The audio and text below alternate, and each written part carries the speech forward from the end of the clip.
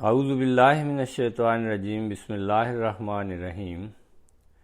روزنامہ الفضل انٹرنیشنل، جمعرات 25 جنوری 2024۔ جون اور جولائی 2023 میں سامنے آنے والے چند تکلیف دہ واقعات سے انتخاب۔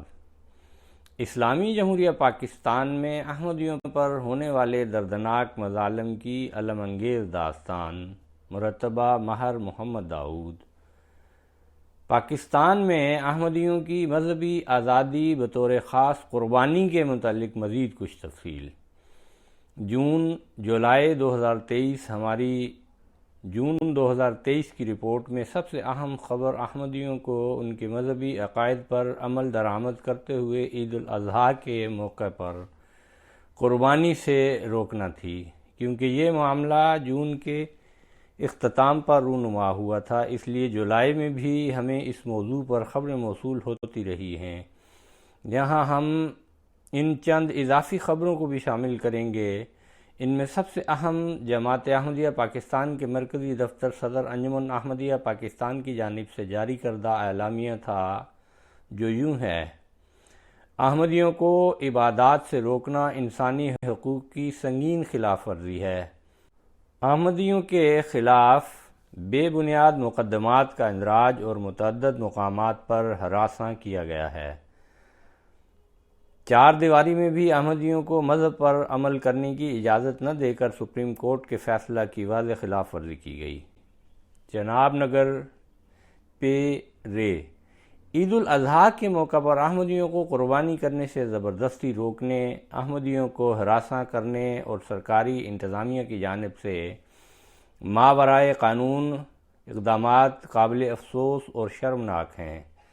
سرکاری انتظامیہ کی جانب سے احمدیوں کے خلاف بے بنیاد مقدمات کے اندراج، احمدیوں سے زبردستی شیورٹی بانڈز لینے اور قربانی کرنے سے روکنے کے اقدامات آئین پاکستان کے آرٹیکل 20 اور جسٹس منصور علی شاہ صاحب اور جسٹس امین الدین خان صاحب پر مشتمل سپریم کورٹ کے 2 رکنی بینچ کے 12 جنوری 2022 کو دیے گئے فیصلے کی واضح خلاف ورزی ہے۔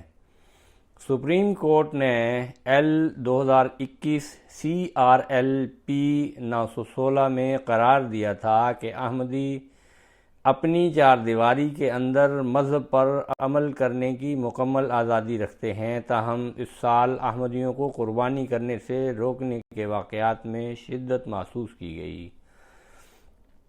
احمدیوں کو قربانی کرنے سے روکنے کے لیے 23 درخواستیں مختلف تھانوں میں دی گئیں۔ پنجاب پولیس نے انتہا پسند عناصر کی خوشنودی کے لیے 89 جگہوں پر احمدیوں کو ہراساں کیا کہ وہ قربانی نہ کریں۔ 4 مقامات پر عید کی نماز پڑھنے سے روک دیا۔ احمدیوں کو مجبور کر کے زبردستی 28 شیورٹی بانڈز لیے گئے۔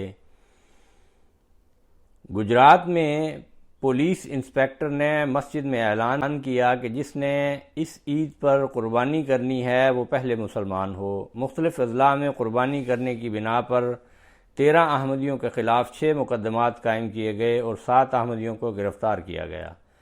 10 جانور پولیس نے ناجائز طور پر اپنے قبضہ میں لے لیے۔ پولیس نے 5 احمدیوں کے گھروں کی غیر قانونی طور پر تلاشی لی اور گھروں سے گوشت اٹھا کے لے گئے۔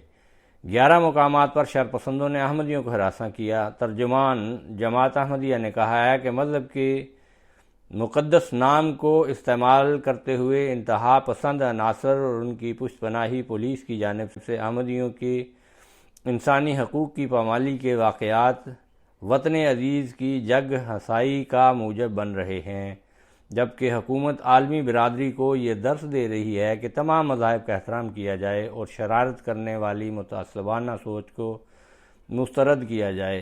ہم مطالبہ کرتے ہیں کہ احمدیوں کے خلاف قربانی کرنے کے حوالے سے درج بے بنیاد مقدمات کو ختم کرتے ہوئے معصوم احمدیوں کو فوری رہا کیا جائے اور احمدیوں کی مذہبی آزادی کو یقینی بنانے کے لیے فوری اقدامات کیے جائیں۔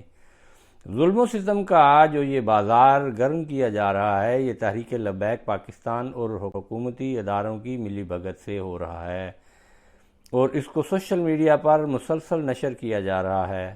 سول سوسائٹی نے بھی اس بات کا نوٹس لیا ہے اور اس بات پر مختلف تبصرے کیے ہیں۔ ایسا ہی ایک تبصرہ ڈان اخبار نے بھی شائع کیا ہے۔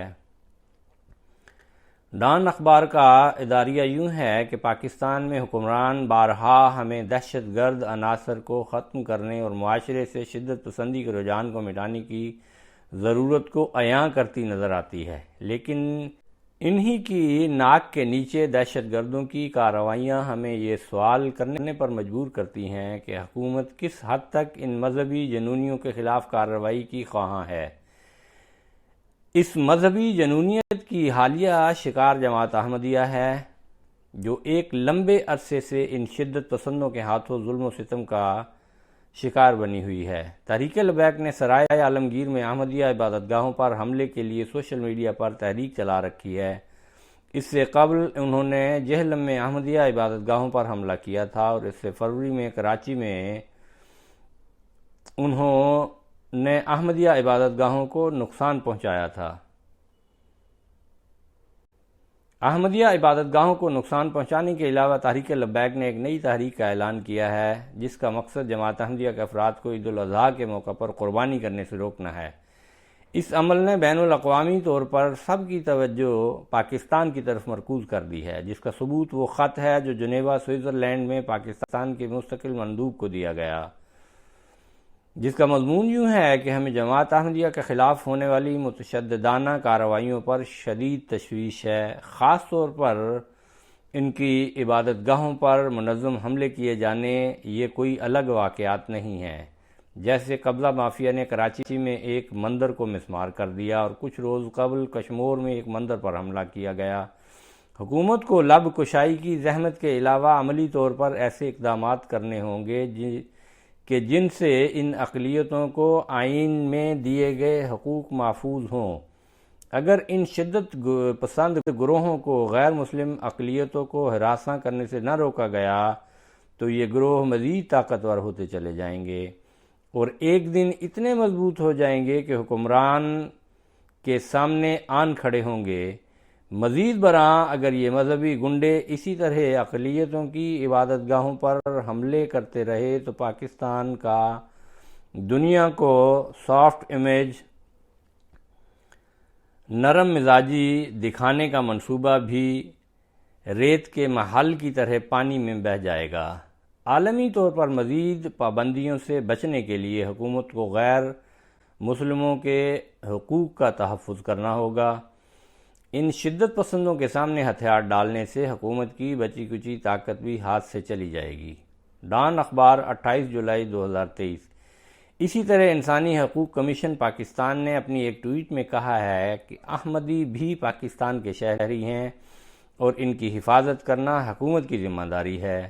ان کے گھروں، قبرستانوں اور ان کے کاروباروں کے خلاف ضلعی انتظامیہ کی کھلی بدمعاشی کو ہر حال میں روکنا چاہیے۔ کسی کو بھی کسی پاکستانی شہری کے خلاف متشددانہ کارروائیاں کرنے کا استثناء حاصل نہیں ہونا چاہیے۔